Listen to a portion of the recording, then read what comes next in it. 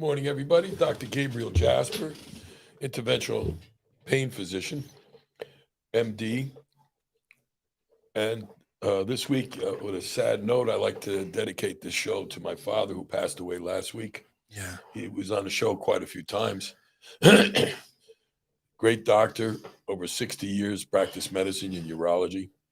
Still 100% there right to the end. Right to the end. Died like a Marine. Yeah. Marched into the hospital, telling us he will be out in a couple of hours, and just fell asleep, and that was the end of it. With a smile on his face. He was going to be. He looked up at you and smiled, didn't he? He was going to be 96 years old. Oh. Well, he probably could have lived longer, but he had a bad aortic valve. But these things happen. Yeah. He died in dignity, and he lived a good life, and he accomplished many, many things, including me. Yeah. I was one of his accomplishments, and he was proud of me. Yeah. Proud of me. Anyway, talk about what we actually do at the Jasper Spine Institute. We take care of pain. we don't just take care of pain. We don't cover up pain. What we do is and I always say, we find a pain generator. And we find the pain generator, we get rid of the pain generator, and miraculously the pain goes away. Right. And one of the topics today, and we've talked about this before, and I talk about it every day with my patients, is the fact that there are so many pain generators that cause the same exact pain. Mm. So you can't be discouraged if the doctor, interventional pain doctor, or any pain doctor, tries to get rid of the pain. Of course, the more skilled you are, the more experienced you are, then chances are you're going to get it in a shorter period of time and figure it out based on your clinical symptoms, on your symptoms and physical examination, and looking at the MRI. Right.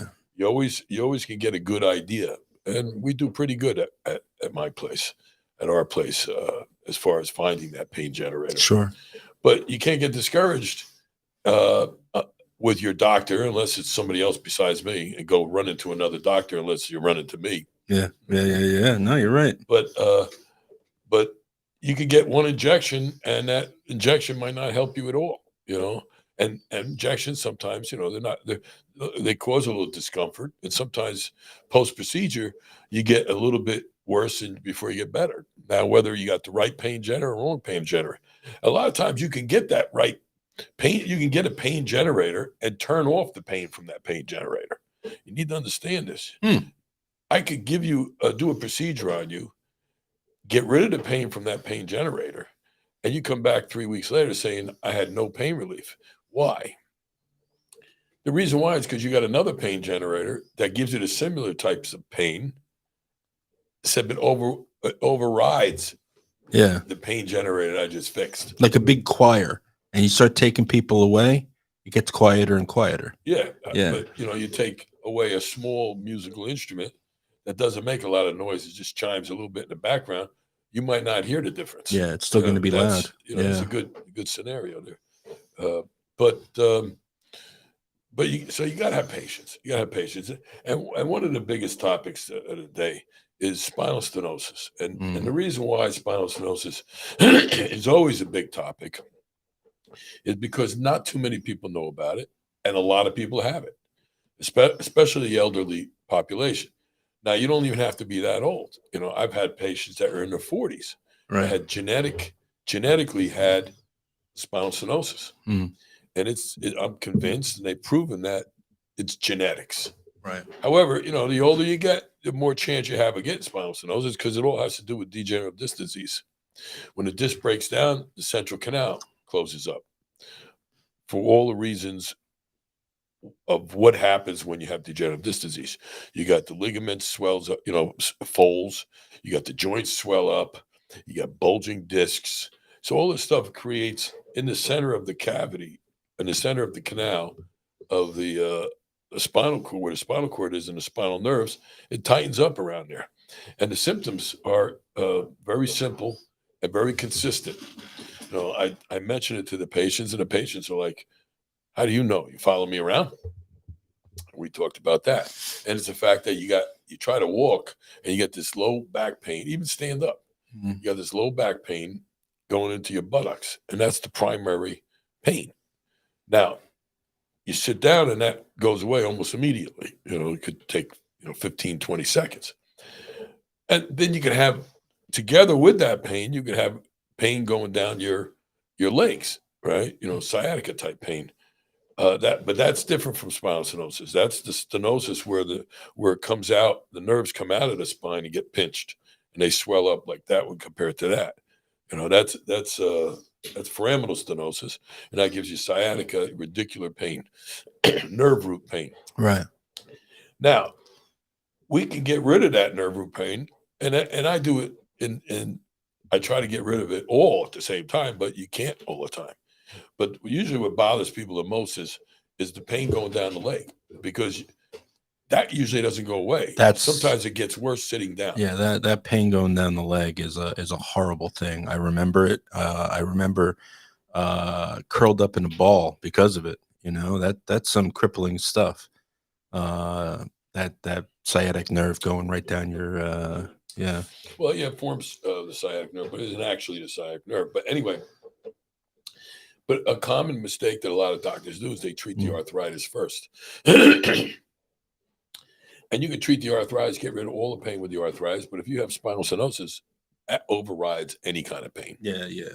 You have to actually open up that canal somehow.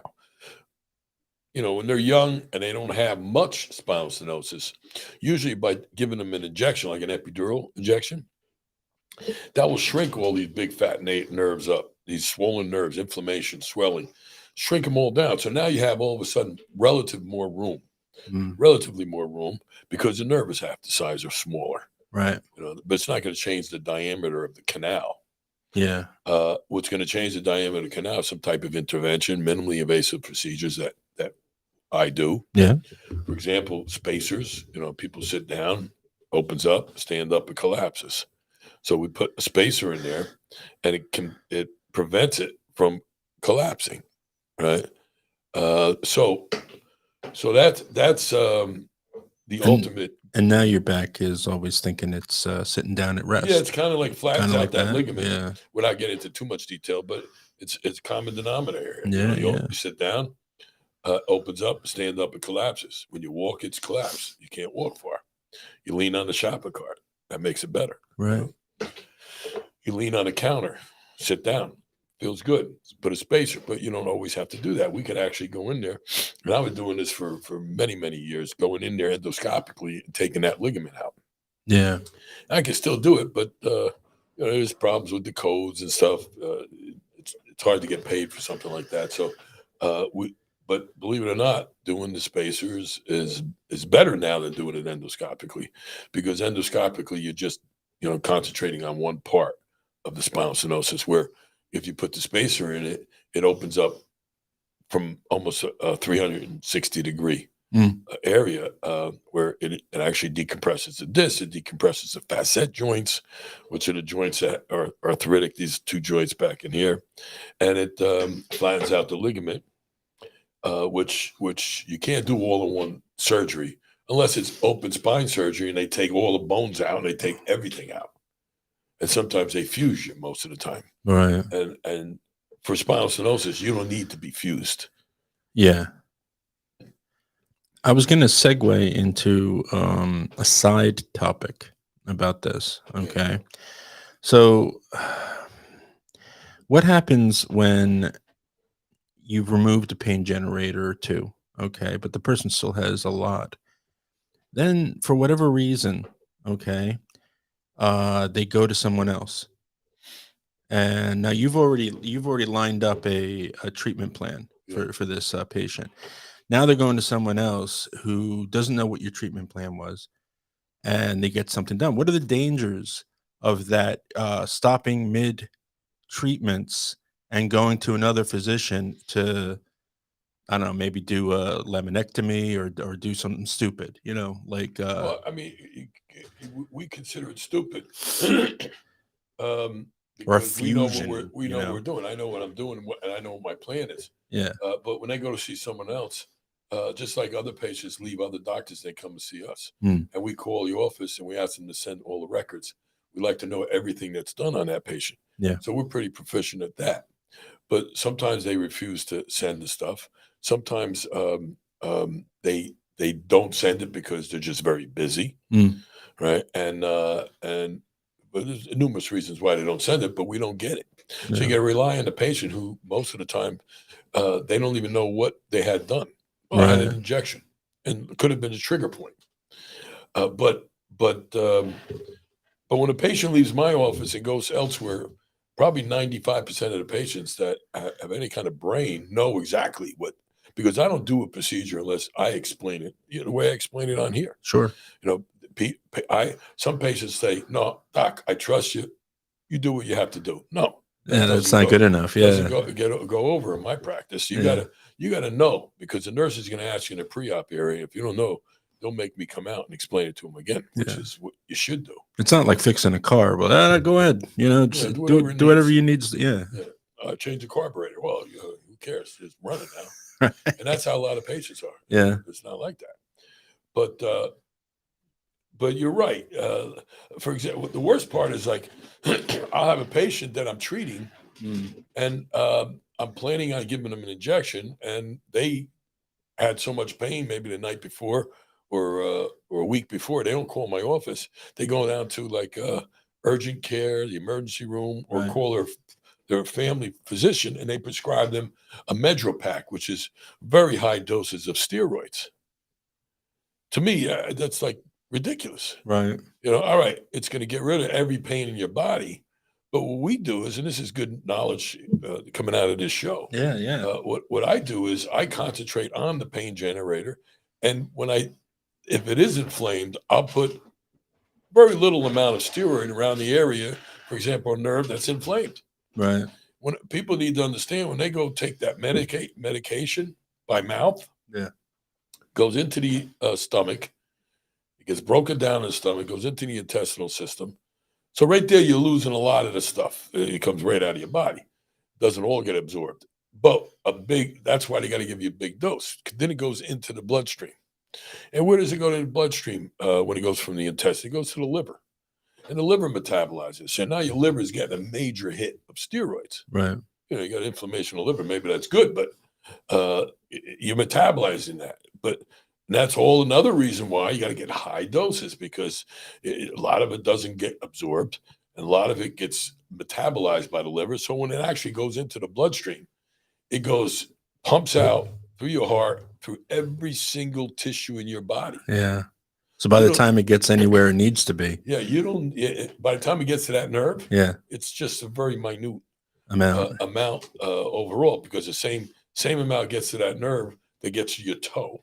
Right. Right. Of course, if you have arthritis in the toe, that's going to feel better. That's gonna be feeling better. Yeah. People don't understand that steroids, cortisone, as they say, Hmm. is not a good thing for you. No. Certain times it is good because it decreases your immune system, which means that's not good, decreasing your immune system. However, what is inflammatory process? It is your immune system, which is trying to get rid of whatever's hurting the tissue in Right. your body. Hmm. So arthritis, who needs arthritis? We don't need arthritis, but arthritis is a genetic thing. It's how you treated yourself throughout your life. Like me, I beat myself to death, so I got arthritis in the big joints. Half of them are new, Mhm. but but if you if you get an injection in a joint that's inflamed with steroid, you're concentrating in that area. You don't have to take by mouth. Who prescribes it by mouth? Right. To take it orally? The doctors who can't do these specific injections, these pinpoint precision injections in the area of the inflammation. When they first, a little history, when they first, I can't tell you the dates or anything, and who actually invented it. I'm sure the people out there, if you want to call and let us know, just on history. But when they first discovered steroids, like glucocorticoid steroids, which is everybody knows it as cortisone, they started giving it to these people because they saw it was an anti-inflammatory with just generalized pain, generalized arthritis, and these people were doing great. It was Right. like the biggest. it was like the best discovery in the world at the time in medicine. And they were giving it to these people, giving it to these people. It was a miracle drug. And then they reached a certain point after a couple of years of these people on high doses of this medication. Uh, what happens? You know, it was breaking down their bones. They would have pathological fractures. Oh, jeez. You know, it causes osteoporosis, which they knew what that was in the old days, but usually it's an age-related thing. But then they realized that you take steroids, it advances the osteoporosis. Right.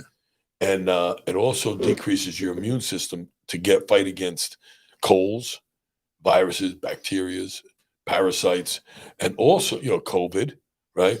And also your body doesn't recognize cancer cells because you don't realize it, but you constantly have your cells mutating in your body, and your body recognizes it as not what they call, this is what the terminology, as not self. In other words, their body recognizes like a tumor cell Right. as not supposed to be there. So the immune system fights it off and kills it before it gets carried away. And that's why people with you know, when AIDS started coming out in the 80s, a lot of the patients that had AIDS died of cancer. Kaposi sarcoma, that's cancer.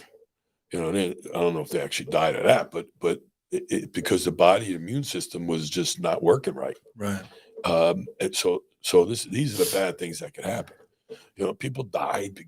Even today, people could die of COVID with a bad immune system, just taking too much steroid. Right. Now, I don't want it to scare you because people come to my office and say, you know, I got this severe pain down my leg. I've had it for like 8 months, and I just can't get rid of it. And I look at the MRI and say, oh, they need a transfemoral epidural at L4-5, let's say, right? And they go, well, I don't want an epidural. I heard bad news about epidural. So I said, okay. And I explained to them it isn't as bad as you think. And what are you going to use? Well, I'm going to use a little steroid. What is it, like a cortisone? Yeah, it's like a cortisone. Right. But better than cortisone. Oh, I don't want any cortisone. That's bad for you. So I'm not here to tell you that cortisone type medication, I'm using it as a generic. We don't use cortisone anymore. Right. Right. We use Kenalog, dexamethasone, solumedrol. Yeah. These are the things we use today. And they're most of them are synthetic, and they took out most of the side effects. But the side effects is the good effects. You know, so we, as interventional pain docs, we know how much we give you. And we give you only a certain amount. It also depends on your medical status, you know, like your pathology, like what you have wrong with you besides the pain. If a person's a diabetic, you got to really cut back on those steroids because what does that do? It's a glucocorticoid, glucose, sugar. Right. It increases the production of glucose. And it also causes, well, in that way, it causes glucose to go like tremendously high in some people. So people have, you know, so you got to curtail the amount. And then I got some patients that come in with these high dose oral packs, you know, of steroids, and they wonder why the blood sugars are 500 and they can't get it down. Oh, Jesus. You know, so it's better off to get the shot where it's supposed to be at a lower dose. Yeah. You can control your glucose levels. You know. Yeah. But I remember before I met you, I was it was around when I was getting married. Actually, a doctor had given me way too much steroid, and I blew up like a balloon. Like you could feel the pressure all around you, around my face and stuff. And I mean, thank God, if you know that you said something earlier, and it made me think like when you finally meet a doctor who is going to take away your pain, it's like that's your checkered flag right there. Your journey is stopped, and you stay with this doctor. Because we were talking earlier about patients that go elsewhere for whatever reason, but you also get a good many that do come back after all that, you know. And Yeah. also we got Connie on our chat here. She says 2 spacers you put in for me definitely helped. So hey, there you go. Well, thank you for that. From what you're saying about doctors, and when you find a good doctor, you stick with them. Yeah. Not everybody does that. But guess what? This week we had to have like 6 or 7 patients that went to other doctors, Mm. and they got no better and came back to me. Yeah. Some of them had surgery and came back and said I should have never had that surgery. But talking about the spacer, Connie had 2 spacers, right?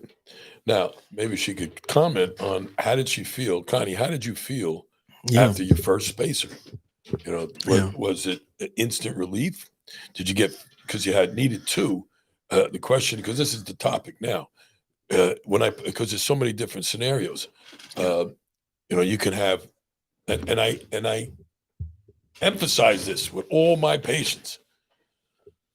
I emphasize the fact that if you have more than one level spinal stenosis, we can't do them all. Yeah. For a couple of reasons. Number one, even if you got 4 bad levels, I do 1 level. Some people come back and say, Doc, I'm good. You don't need to do the other levels. And that's the goal. Do the least possible to make them feel better. Right. But there's another important reason. The actual spacer is made out of titanium, right? It's been developed over the years. And of course, the company, a lot of money to develop this stuff over the years, right? Mm-hmm. And what it cost a lot of money. So they guys kind of recoup that from they got to recoup that money, Yeah. for the studies and pushing it through everything. Now, so if I put 1 spacer in and they don't pay for the second spacer, the spacers are not cheap. That means that I have to pay for it out of my own pocket. Yeah. So I can't pay for more out of my own, because the amount of money I get paid to do 1 level, which I don't get paid for a second level, and if I have to put a second level in, I got to take money out of my own pocket as a physician. You know, I like my patients. You know, as I say, I don't like them that much. Is there something wrong with the screen here? No. Are you looking at me? Oh, I am on you. Sorry. I'm I just saying. popped it away. Sorry about that. That's all right. The cameras are all messed up now. We got to fix that. Yeah. And plus, you only just see the part of my body. I like to see everything, you know, because I Yeah. use my hands a lot. you Yeah, I and know. it doesn't show. But anyway, so that's it. This is the topic. You know, if Connie can answer how she felt after the first one, because you have to Yeah. wait 90 days. There's a global period. You can't put the second one in for 90 days. Right. So the patient, if didn't get any better, then, you know, they're going to suffer for another 90 days. They get upset about this. And some patients don't have patience. Yeah. And lately I've been really explaining it to people Yeah. way ahead of time. Don't get discouraged if I do 1 level. Don't go run into a major surgery and get a laminectomy. I tell it to many people. Some listen, some don't. And believe it or not, probably I'd say in the 90% of the people listen because they trust you. Yeah. You know, and they don't want surgery. You know, most people don't want surgery. And I tell them, you don't go get surgery to think you can fix yourself once and for all. Mhm. There are certain procedures that the surgeons can treat you and make you feel good. Right. And you know what? If I'm your doctor, I will tell you when that time comes. You got to trust your doctor. Yeah. You know, like a pilot trusts his instruments when they're flying in the clouds. Sure. You know, but sometimes you can't trust your doctor. Mm. You never know.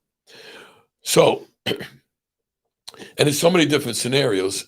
Like one scenario, like I told you, we do 1 level, and you don't need the second level, a third, or fourth, fifth level.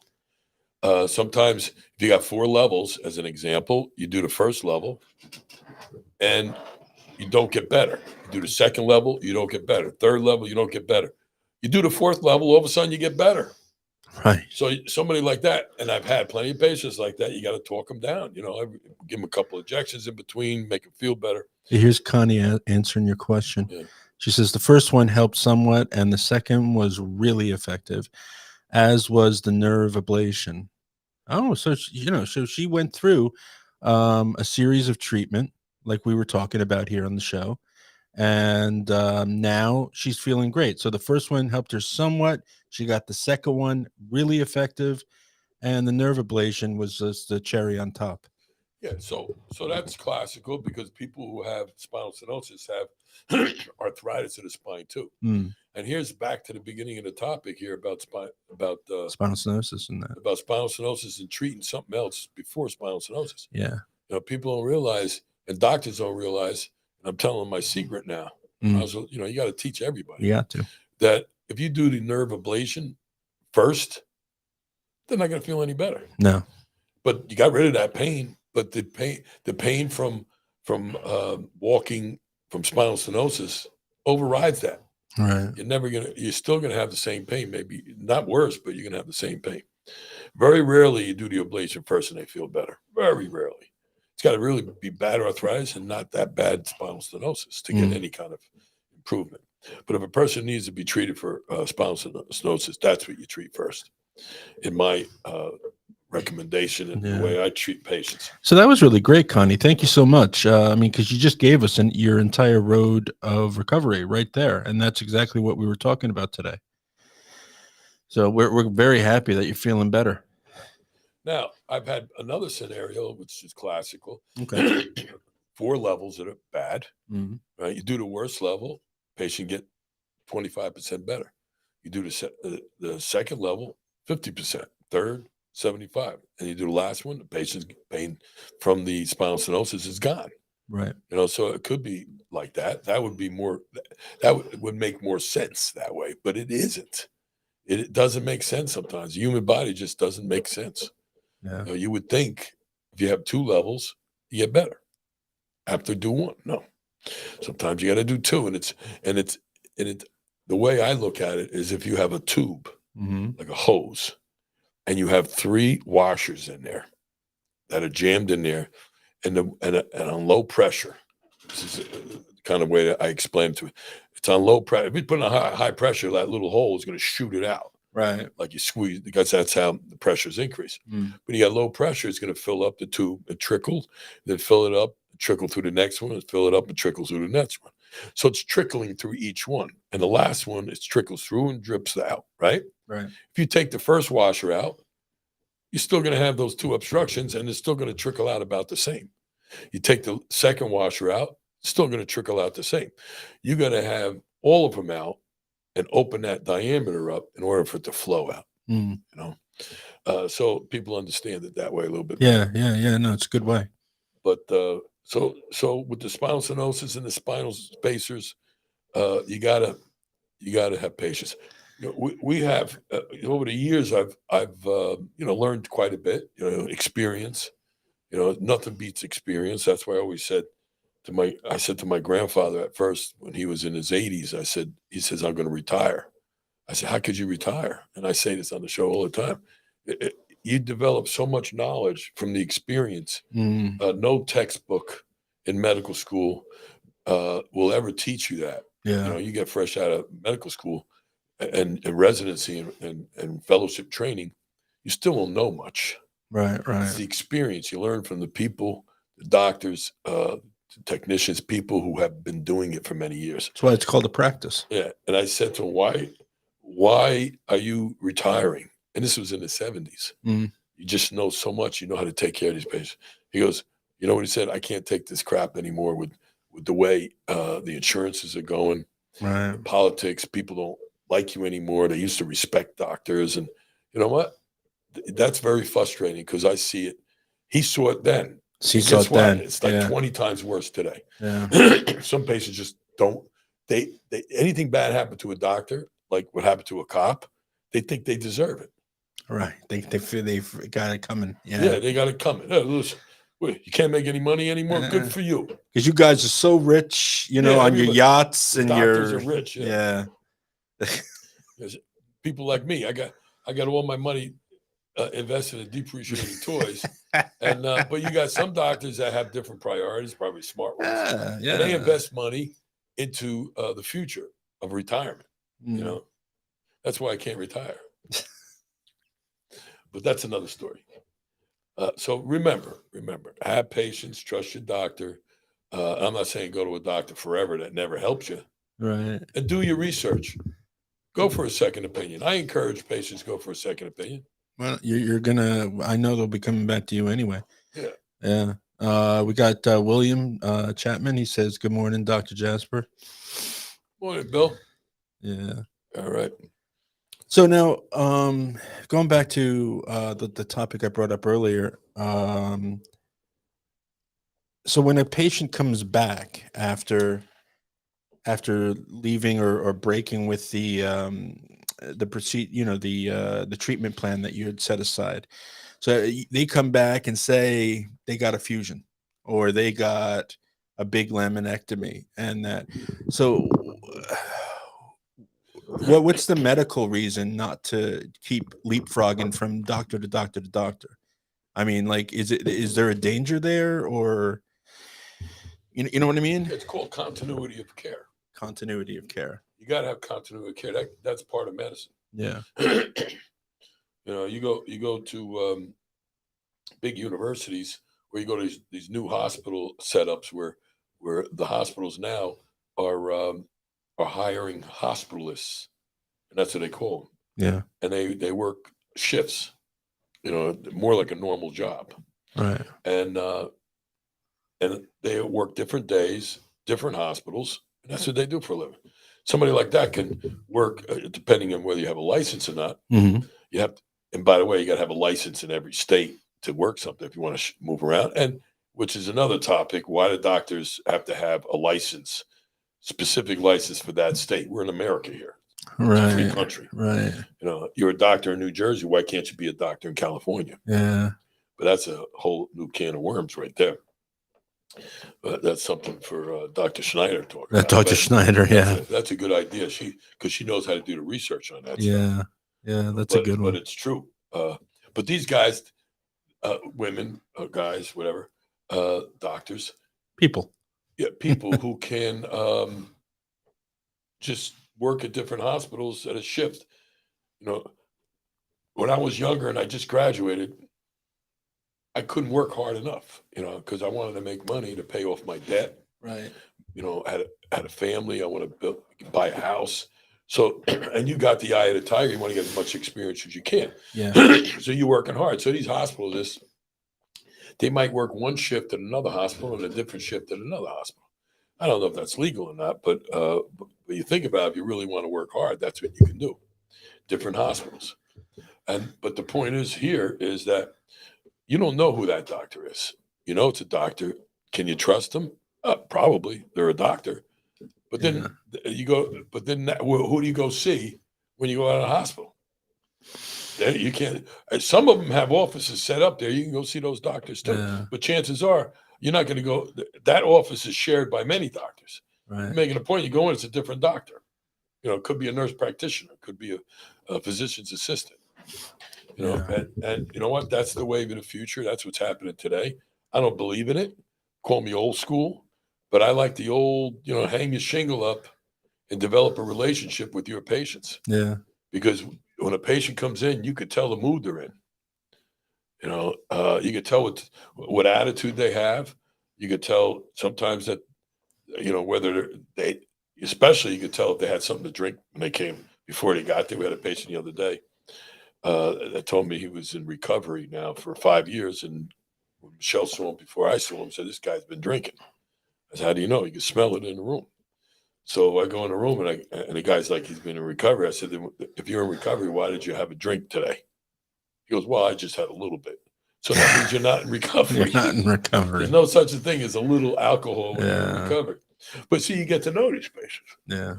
Hey, I was there at one point when I had nobody to go to. I had a bottle of booze right next to my bed just to dumb the nerves, nerve endings, I guess. Because you're grasping at straws at that point if you don't have a doctor, if you haven't found that right one. Yeah. So these people, when they come back, and I bring this up because I think it speaks volumes that they do come back to you, and then they've got that humble pie they're eating because they went to somebody else, and now you're having to look at what was done, what got messed up, and essentially what was the reason why they came running back to you. Well, I had a patient yesterday that I haven't seen the patient in like 4 years, but she wasn't even my patient. Her husband was my patient, and he died about 6 months. No, maybe about 2 years ago. Oh, he died 2 years ago, like 92 years old. and she was 24 years younger than him. Oh, me. And So he died with a smile on his face. yeah, and she said, and in the meantime, Shell gave me a report saying that she went to this doctor, that doctor, and I walked in. I said, "How come you didn't come to me right off the bat?" He goes, "Doc, I don't know why. I went to this guy, I went to that lady, I had this done, I had that done, I had that. Nothing ever worked. And I was just driving down the street the other day, and I heard your radio advertisement, Yeah. and I said to myself, what am I, stupid? He took care of my husband so good.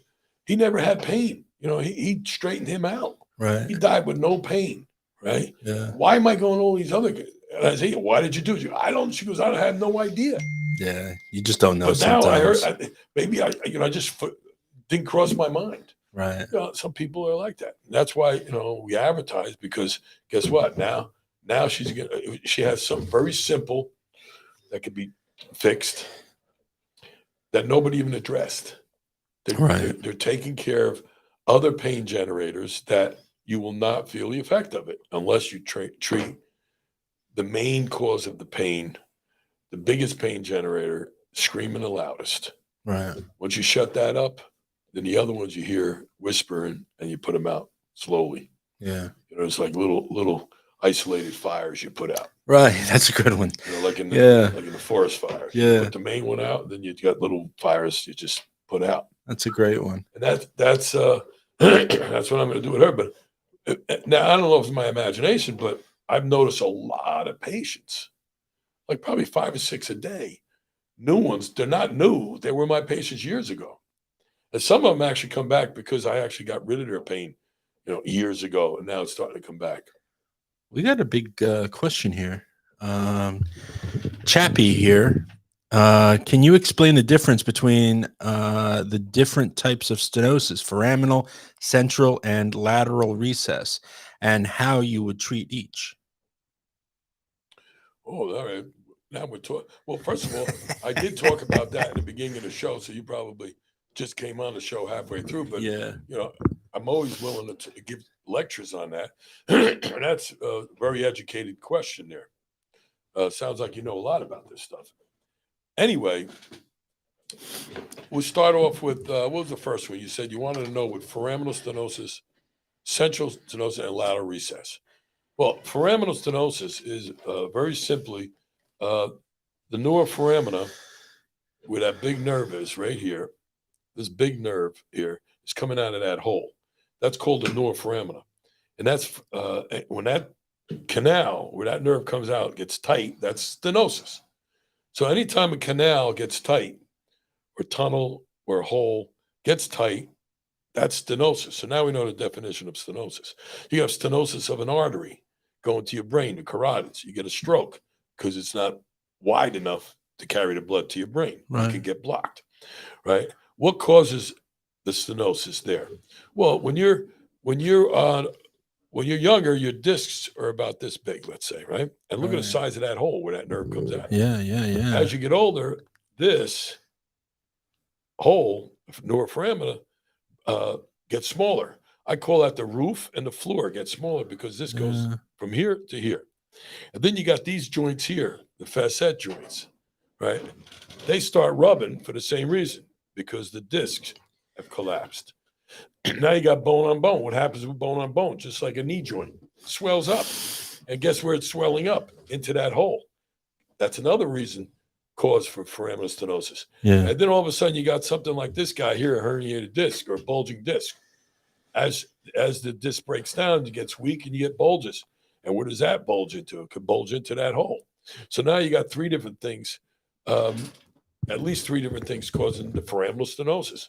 And that's the joint swelling up, the roof and the floor get closer because the disc is breaking down, and you got a bulge. And then you got bone spurs sticking in there from the osteophytes coming out of the arthritis, coming out of the edge of the, there's so many different things that but that is the stenosis. Now we know what foraminal stenosis is. You asked about central canal stenosis. Here's the central canal, right? There's a hole. And guess what's in that central canal? The spinal cord and also spinal nerves, depending on what level. That closes down for the same reason, degenerative disc disease. The root of all evil that causes all our problems in the spine is the degenerative disc disease. If they figure out, which you're in the process now, figuring out how to stop that in its tracks, and it's genetic, like I said, and people that are more advanced genetically, you got to start doing something when they're younger before it starts breaking down. Can you refill those discs? Yeah, it is different ways of doing it. There is, yeah. So what happens? How do you get to central canal stenosis? Same reason, swelling of these joints, bulging discs, right? And they have that ligament we talked about, the ligament of flavum that folds on the inside Right. and makes that tight. Now, the symptoms of foraminal stenosis, sciatica pain, radicular pain down the leg. Central canal stenosis, like I said, intermittent neurogenic claudication. You can't walk far. You get pain in the lower buttocks, and you have to sit down. That opens it up, right? And you can open that up. And you said lateral recess stenosis. Lateral recess stenosis is great. It's hard for me to show you, but lateral recess. The reason why, because you think about the center part of the central canal, right? And as you go out to neuroforamina, you have the neuroforamina, which is a tunnel. The most inner part of the neuroforamina, the most medial part of the neuroforamina, which is here, right at the edge, is called a lateral recess. You know, you say medial, I say medial, he says lateral. It's medial to more proximal to the outside. It's more on the inside of the neuroforamina, but it's lateral to the central canal. That's why they call it lateral recess. Right. And that is very commonly stenotic. And guess what? Those are the best stenosis to work on endoscopically. Oh, yeah. Because if you got foraminal stenosis, you have foraminal stenosis, lateral recess, and lateral recess stenosis is foraminal stenosis more toward the center. Right. Right? So it gets more of the root. And part of it can get the nerve root going down in the inside, which would be the lower nerve root. So you can have two levels that are affected. And, that's the one we do the transforaminal epidural to calm down the inflammation and shrink it down. Now, also, I go in there endoscopically from the side here, and I go right into the neuroforamina, and I open all that up. Yeah. If there's bone spurs, I take the bone spurs. If there's a herniated disc like this, I come right in and take the herniated disc out. Lateral recess stenosis, I take off some bones, some hernia. See, this herniation right here is herniated into the lateral recess. You have far lateral disc herniations, which are way on the outside. But that's. I hope that answers your question. Yeah, that's a lecture, anatomical lecture of the spine. You snapped right into that, man. That was good. Yeah, oh, I know a thing or two about it. I hope so. I hope everybody that does what I do knows that. And believe it or not, there are most of them I like to think do. Yeah. You ask your pain physician, anybody listen to do that explanation. Yeah. And if it's different from mine, he's wrong, not me. Actually, I just made it all up. No, it's important to understand. And believe it or not, we were talking about doing a commercial about how to show how educated my patients are. Yeah, because I always say, a Dr. Jasper patient when you meet them because they know about their pain almost as much as he does. Because he educates every single one of his patients. They don't leave the office until they know exactly what's going on, what's going to be happening, and all of that. But we got a couple of great commercials coming up. We were working on some fun ones for you guys to have a giggle at, and I'm very excited about it. And of course, we got some new radio spots coming as well. Chappie. He just texted me. He's giving us topics. I guess he must have been bored when we were talking about. Now he's directing. He's the director, the producer. The producer. No, he's very, very he's very knowledgeable. He's been in the industry for many, many years. I've met him, haven't I? Yeah, I've met him. He came in on Wednesday. You were sitting there. But he's one of the best. You can always trust what he has to say. He's one of the guys that know his stuff. As you know, as far as the anatomy, he probably knows the anatomy better than most doctors. Yeah. And that's why he brought it up. When I heard lateral recess, I said, oh, now I know what Chappie we're talking about.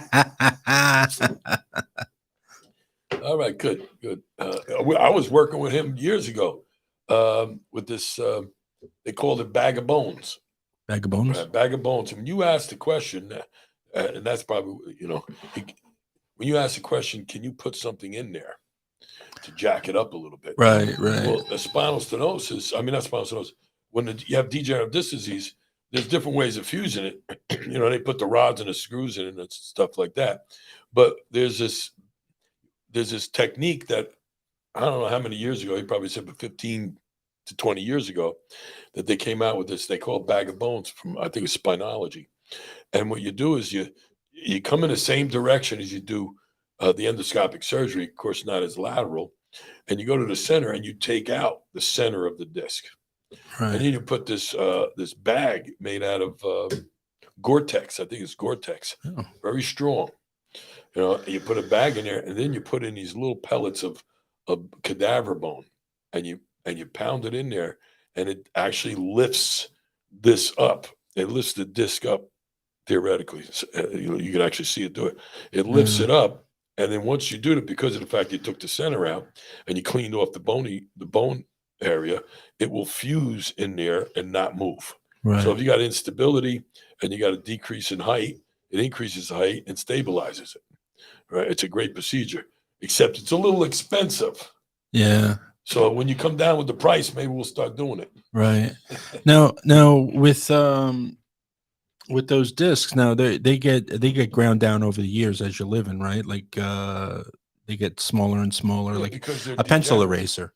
You know, the rubbing, the pencil eraser gets smaller and smaller, and then you end up with this. Like that, but it shouldn't happen if you genetically. I had a patient that was 80 years old, and reason I think about it because what you said, that person's back was well preserved, except for one level had an accident. Well preserved compared to the one I saw that was only 40 years old. Every level in the 40-year-old was bad. Oh, bad. This guy was 80 years old. 40 years later, still only one bad level because he had a trauma 35 years ago. You traumatize that like you traumatize a knee. Yeah. Once you traumatize your knee, anatomically, it causes pathology, and the knee will never be the same. Right. And eventually it's going to be gone, you know, if you live long enough. The same with the discs. That's why, in fact, sometimes you put stuff on the computer from the radiology place. Mm-hmm. You look at an MRI, and for some reason, they'll pop up the same day. I look at the name, all right, and I said, this lady's got a pretty good back. She only has like one level that's probably got like a 1/4 inch or 1/2 inch taken out of it because she had an accident. I said, you have an accident? Yeah. I said, you got a great back. And it was the 455S1. And I could see on the one side was worse. They were both bad. Yeah. She only had pain on one side. So I'm going to treat only one side. And then Michelle happened to notice, and I said, for your age, this is, you know, usually I look, you know, if it's that good, I look. And guess what? It was somebody born in 1986. And the other lady was born in like 1940 or something. Huh. You know, so it wasn't even her, it had the same name. But when you do it, it pops up, and sometimes you don't realize it. Right. Luckily, when it popped up, of course, her back now was age-related stuff. So it wasn't as good as the first one. Yeah. She had multiple levels, but guess what? Coincidentally, I didn't have to change my plan. Huh.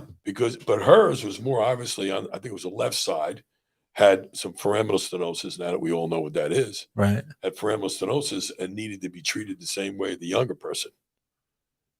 I said, Michelle, get that lady's name, call her up, tell her we can fix you. Yes. The one born in 86. Yeah. Imagine that. Yeah. That would be like ambulance chasing, right? Go on the computer, look at everybody's MRIs. If we think we can fix them, call them up. Yeah. How's that for marketing? Like That's probably a little unethical. Wait, the old Crazy Eddie. Find the lowest prices you can find, then come to Crazy Eddie, and we'll beat them. I just happened to stumble across. Hello, this is Dr. Jasper. I just happened to stumble across your MRI while I was browsing the Yeah. You know, that might be borderline. That definitely is. They come to us because our prices are that's a insane. bad thing. You think about it, you know, he's not even your patient. You know the person, and you're looking at this stuff. That's against the law. Yeah. You know, that's part of the Hippocratic oath. Right. Did you know today I was watching some show, I can't remember what it was. Some topics on what is in the Hippocratic oath. Really? Yeah, and one of the question was they didn't even bring up the first one, which is Do no harm. Do no harm. Yeah. But one of it, listen to this, Crocker, and whoever did it were definitely professors who wrote up the Hippocratic oath. Right. Because one of them on that list is, if your professor doesn't have money, the student is obligated, if they have money, to give them money. I guess that goes along with, you know. Now, does that mean that he's gone on hard times, or does it mean if the school is unwilling to pay, you must pay for the knowledge you're being taught? If you can't pay, there's different ways to look at that too, though. So yeah, that was definitely a professor or somebody. It was vague. Yeah, it was vague. It was vague. So that the professor, like, hey, listen, I see you got a nice car. So I see you got a nice car and you're making money, and I taught you. You owe me money. That's how it's almost written. Right. And one of the questions, it was like a question and answer. One question is part of the Hippocratic oath.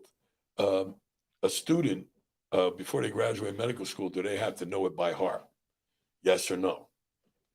The answer is no. The answer is they don't have to know the Hippocratic oath. Wow.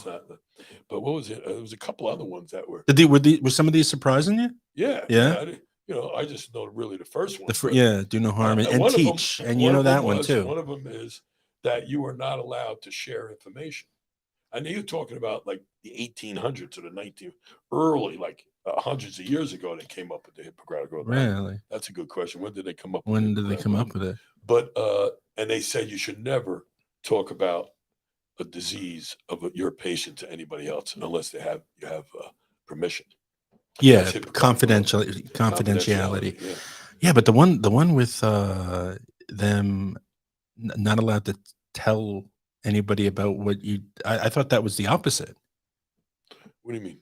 Well, the second one there you just spoke of confidentiality. No, the one before it, where you're not supposed to don't tell anybody about what you've learned or something. No. Oh, no, that's part of Hippocratic oath, is that you're obligated. Oh, you're obligated. Okay. You're obligated. I don't know the exact phrase. Sure. But part of Hippocratic oath, which I already knew, they didn't even talk about, is that you knowing something, you're obligated to teach somebody else. Right. You know, that's part of Hippocratic oath. If anybody knows any more, they can put it on there. But we should look that up, and that'd be a good topic. That'd be good. Just go through it. Go through the list of, you're gonna get asked questions. You know. Yeah. How come nobody calls us anymore? They can call us. I should have thrown up the number, to be honest. Call now. It's 732-237-4949. We've got we got about 8 minutes before we leave, or 7 minutes before we leave. We started a little late today. We did. If you do want to call and just ask Dr. Jasper a question, you can do that now. It's on the screen, 732-237-4949. Or if you have a question, just drop it in the chat, and we can answer it that way. If we miss you because the show ended, we will answer your question next week, or whenever not next week, but the week after, I think. You're going away, and I'm not sure. I might be going away for a couple of weeks in a row, but we'll see. It's my racing season. Yeah. I'll be going to the Poconos, and then to Connecticut, and then New York State.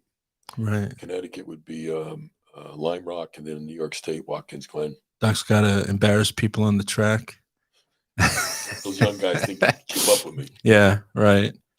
Anyway, that's you should put all your stickers for the business on the back of your car, because that's all they're going to see. I got to put my sticker on the car. We had different paint jobs, so I got to get that sticker. I got to look for it and put it on the car. Yeah. The Jasper Spine Institute. But talking about Chappie and what he does, it brings up another topic, we used to do a lot of these cases in the surgery center, and I've got, for some reason this week we got quite a few motor vehicle accidents, Oh yeah. right? And Yeah. somewhere along the line, and this is bad, somewhere along the line they passed a law that you're not allowed to do any kind of spine procedures, even minimally invasive spine procedures in the surgery center if it's motor vehicle. Huh. Now, who came up with that bright idea? Some CEO of I'll tell you who it was. I don't know who it was, but I'll tell you who it probably was. What's that? Somebody who was influenced by the hospitals Yeah. that want to push big paying cases in the hospitals. And what happens is the hospitals, first of all, charge astronomical prices compared to a surgery center. It's just not as cost effective as surgery centers. So hospitals are starting to lose it. They started years ago losing money because of surgery centers. Right. So I think that's the motivation.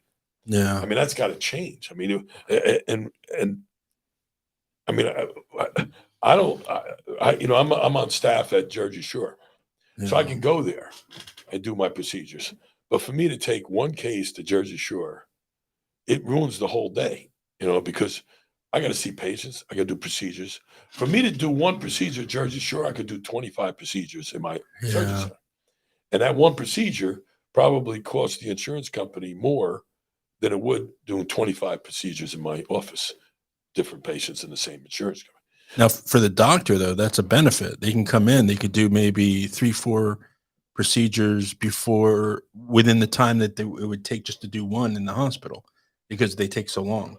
Yeah, I mean, in a surgery center, boom, it's in. Somebody asked our technician why in the OR, April, I overheard somebody say, "How come the turnover time is so much faster here than the hospital I was at, the other day? Yeah, you guys just did 4 cases in less time than we did 2 cases because of the turnover time."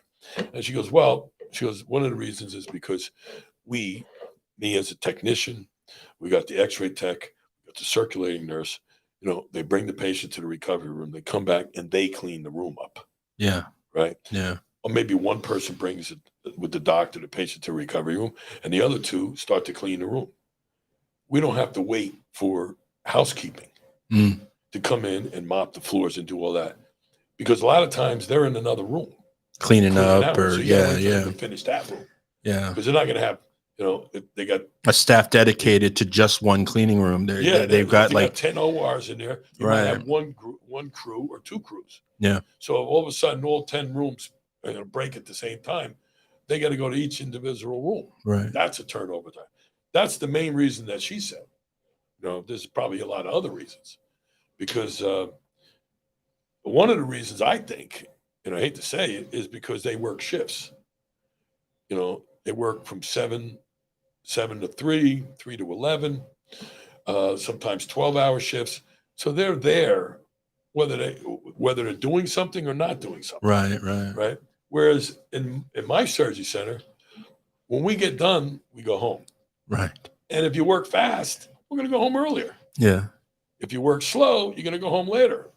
People like working at my place, but they much rather go home and have happy hour and dinner with their family. Sure. Or go to the beach or do something. So motivation, you got different type of work ethics.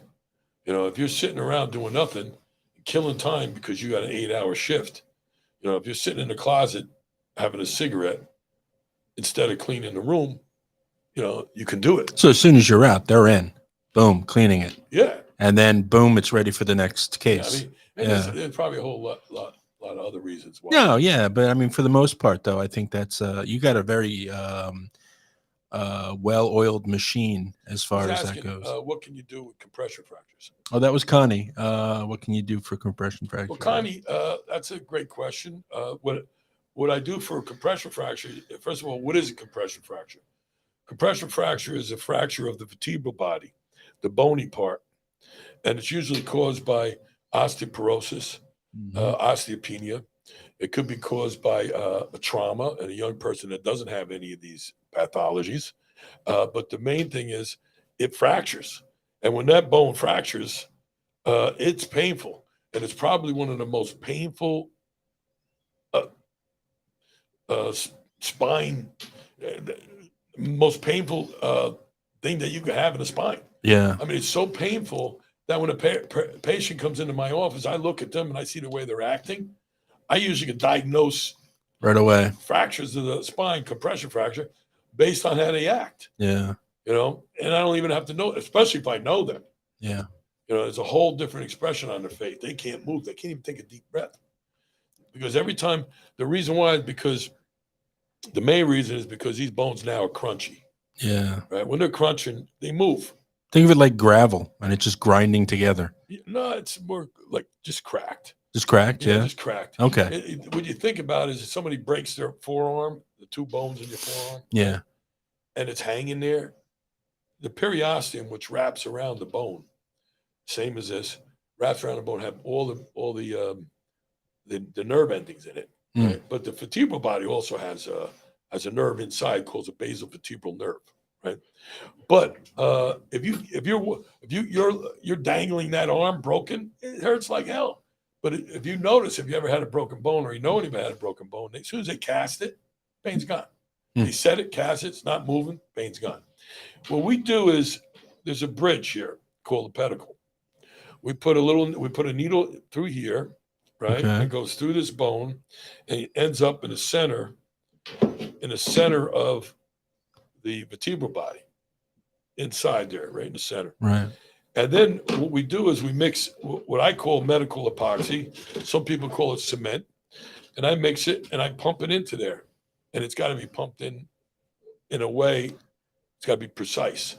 Yeah. Otherwise you can't over pump it, because if it leaks out into the spinal cord, you can become paralyzed. Right. So they put this dye in it that you can see on their x-ray, and you put it in on the live x-ray, and you can actually see it fill in the cracks. And because it's an epoxy, the hotter the area is, the faster it sets. So once it hits body temperature, within minutes, the pain will go away. Yeah, this is a great reason why you want a second opinion and stuff, and that you want to find a doctor whose hands are skilled like yours to do something like that. It's also important to listen to your doctor to understand what is about to happen to you, because that's you just shouted out some scary facts. And if you're not with somebody you trust, I mean, it doesn't mean that it's not gonna end up good, but I just feel I'm just happy I found you. That's what it always boils down I've been to. doing these fractures Yeah. for over 20 years. Yeah. Over 20 years I've been doing it. I still remember the I've first done case. thousands of them. I was doing a testimonial with a 90-something-year-old woman, very frail looking, and her husband had just died. She was telling me, and they threw her in the back of a van to take her to the funeral, right? And she's bouncing around in the back, and she gets a compression fracture while all that's happening. And I saw that woman, no color, like she was in such pain, the slightest little move, and then you wheeled her into the room, and just real quick, I mean, it wasn't very long at all, she wheeled back out, and she was already feeling better, and that was amazing. Yeah, that was really amazing stuff. It's one of the cases that you get rid of the pain almost instantly. Yeah. You go to recovery room, the post-op, half hour later, and they're pain-free. I mean, we actually have a video of this on YouTube, a compression fracture video of you doing it. Oh, yeah? If anybody's curious to see what Dr. Jasper can do with compression fractures, Connie, you asked the question. If you go to the Jasper Spine Institute YouTube channel, click on videos, and I think I even have them broken down into groups so you can see the procedures, and you'll find a compression fracture, and you'll see that I think it's actually that very case I just was talking about, and you'll be able to see what we did, what Dr. Jasper did for that nice woman. Well, just to conclude the compression fracture, that'll probably be it for the day, but yeah, conclude the compression fracture. Remember I said osteoporosis? Mm-hmm. You need to treat that, or they're going to have another compression fracture. Yeah. And I've had so many patients that they don't get treated. I don't treat osteoporosis in my practice. That's more of a family doctor somebody does hormones or for osteoporosis. Right. It could even be your OB/GYN doctor, with Sure. postmenopausal stuff, because it happens more in women postmenopausal because of the hormones, Mhm. lacking the hormones. But I make sure that I document it. I talk to the patient, say you need to start these medications, and we'll send a note over to their primary physician. Yeah. I mean, this is part of medicine, part of treating your patients. You can't just treat it and let them go out and fracture again. It takes time to treat. It almost a year to see results, and you got to get a bone density. The first thing you do is, if a person has a compression fracture, they never had a bone density. You got to do that almost every year, every 13 months, I think it is, to see if they're getting better and not getting worse. Right. And it's got to be treated, because I don't know if you notice, but people have compression fracture, they're leaning way forward. And you get to the part where they get restrictive lung disease, where it starts to close down on your thoracic cavity, where your lungs expand, Yeah. and you can't expand your lungs as much, so they lack oxygen throughout the body, and that happen. That's a chronic disease. You have obstructive lung disease, and you have restrictive lung disease. And restrictive lung disease can be caused by a lot of things, including multiple compression fractures and leaning forward too much. Right. Right, your diaphragm isn't able to go down. You can't expand as much because you're leaning into your whole upper body's leaning into your lungs, Right. preventing them so that could become chronic, and people die of that. Obstructive lung disease, that's when you smoke, you got chronic bronchitis, chronic emphysema, COPD, Yeah. chronic obstructive lung disease, and that is another. That it starts to break down the lung itself. Restrictive is exactly what it is. Restrictive, you can't expand it. Hey, listen, we just did a lung lecture. Okay. So you got to be very careful about that. And I want to say that sometimes I'll do a compression fracture, see the person post-op, call me up 2 days later, and they say, "Doc, you never got rid of my pain. It's just as bad as it was." Oh. Guess what? They fractured another one. Oh boy. You fracture one, you don't treat it, you're gonna fracture another. Another one. And I tell them, don't lift anything, don't sit down hard, don't, especially if some of these people fracture just coughing, sneezing. Yeah. If they're that If bad. they're And, bones and fragile. to sum up this, don't let anybody tell you there's nothing to do. There's nothing you can do about compression fracture, because there is, and I just told you what it is. Yeah. And why do you need to treat compression fracture? Most of them will heal up on their own. If you're young, maybe a couple months, it'll be healed up, right? But if you're older, it could take years to heal up, Right. at least 6 months to a year. But during that time, like I said, you can't breathe. What happens? You can get what they call atelectasis, little collapsing of the lung. That will increase the risk of getting pneumonia, right? Right. Now, who wants to walk when you can't walk because you got so much pain? So now you're sitting around all day trying to get in a position that it doesn't hurt. So now you can get deep vein thrombosis and get a blood clot. Oh. Blood clot could break off, give you a pulmonary embolus, and die, especially at that age, right? And then when you're sitting around all the time, you get atrophy. Your legs start to get weak. Yeah. Everything starts to get weak. You start to lose your appetite. So the comorbidities, as we call it, which means what you have as a side effect of a compression fractures, are tremendous. Right. So is it risky to do a kyphoplasty or vertebroplasty? That's what they call it when they fix it. No, it's not risky. Are there any risks? Absolutely, just like anything else, but the risks are very low. Right. Do the benefits outweigh the risks? That's what you have to ask. It's a famous question. I'm going to do this on you. We got to figure out if the benefits that you're going to get by doing this, does it outweigh the risks? Absolutely. That's how you got to look at it. But if you got somebody who, not talking about compression fracture, but anything like, some of these old timers come in with severe back pain. They can't walk, but they got congestive heart failure, right? Coronary artery disease. They got an ejection fraction of 25. which means that the heart is not pumping enough, and maybe they're they have Alzheimer's disease, and the family's tired of them, not able to walk far and this and that. Where are you going to do them? You're not going to find an anesthesiologist going to put them to sleep. Yeah. They're not going to take a chance like that. And maybe you do them in the hospital. You might be able to get away with doing a hospital, but you got to weigh the risks. The risks outweigh the benefits in that case. Right. You got to weigh all this stuff out. But doc, I can't walk more than 100 feet. I love the old timers that come in and say, Doc, I've been walking 3 miles a day for the last 20 years. Right. I haven't been able to do that in 6 months. But they're sick. They can't have these procedures. Even the spacers sometimes, in very minimal invasive procedure, they can't have it because, they're just too risky. Nobody will put them to sleep for that. You got to go to sleep like a colonoscopy. I wouldn't even attempt to do this awake.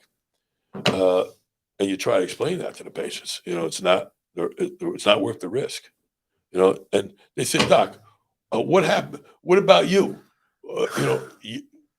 Can you walk 3 miles? They say to me, and I was like, listen, if I got to walk 3 miles, I call an Uber. So what you do is call Uber. Well, I don't have this. I call my daughter up, say, listen, they got a smartphone. Put Uber on an the Uber app on them. Guess what? I just solved their problem. They don't have to walk 3 miles a day. Yeah. They can't. Now they don't have to. All right. Well, it's also Mother's Day weekend. Right. Happy Mother's Days to the mothers. Yeah, wish happy Mother's Day to everybody. My wife, Gabriella, it's going to be Gabriella's second Mother's Day, and that's wonderful. And also, this show was dedicated to Dr. Philip Jasper Senior, Senior, of course. I always call him Doc Senior because you're the doc, he's the other doc. He was my friend. I was fortunate enough in the last 2 years to get to know him very well. He told me all of his stories, and I loved every single one of them. Yeah. And he come on Wednesdays after physical therapy, walk across the parking lot. And he used to look forward to seeing me. And I used to, we sit down and we'd have a great day together. And I'm going to miss my friend. Yeah. I'm going to miss my friend. Miss him. Yeah. All right. We're not getting emotional here. Yeah. Thank you very much, everybody. There's Vincenzo at the end giving us a heart. Thanks, everybody. Yeah, this was a great show.